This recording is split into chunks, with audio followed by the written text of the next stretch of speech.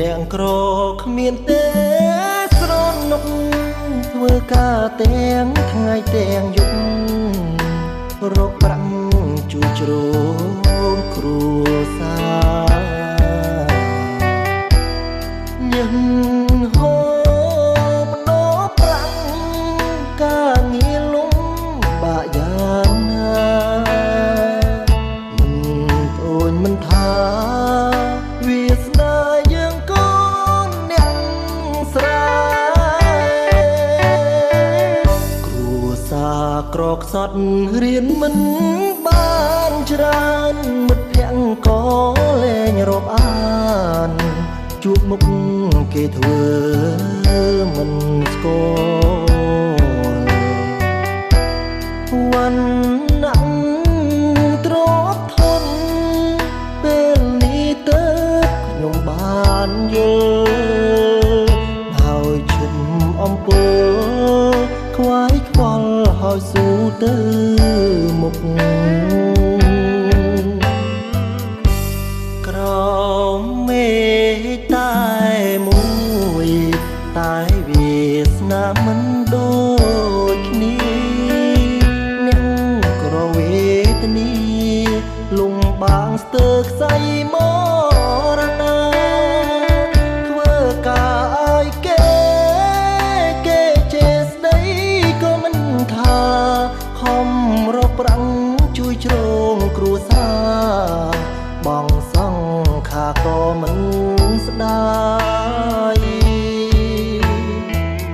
ពុកអើយម៉ែអើយកូនសូមសូមយ៉ាតស៊ូខំប្រឹងធ្វើការជួយគ្រួសារយើ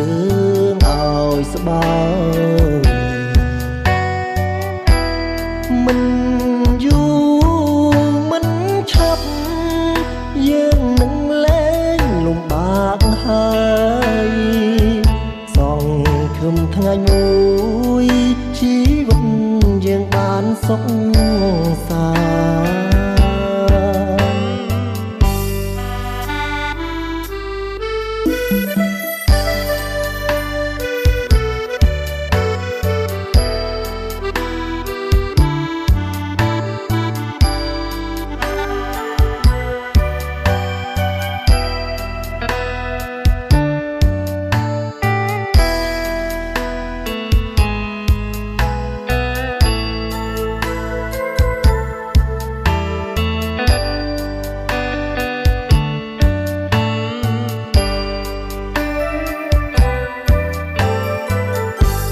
ក្រមេតែមួយតែវាស្នាមិនដូចគ្នាអ្នកក្រវេទនីលំបាងស្ទើរខ្សែមរណាធ្វើការឲ្យគេ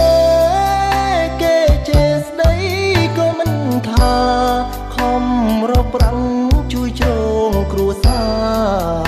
បងសង្ខាក៏មិនស្ដាយពុកអើយម៉ែអើយកូនសូមសូមយ៉ា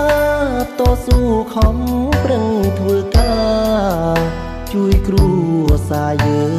ងឲ្យស្បើយមិនយូរមិនឆាប់យើងនឹងលែងលំបាកហើយសង្ឃឹមថ្ងៃមួយជីវិតយើងបានសុខសាន្ត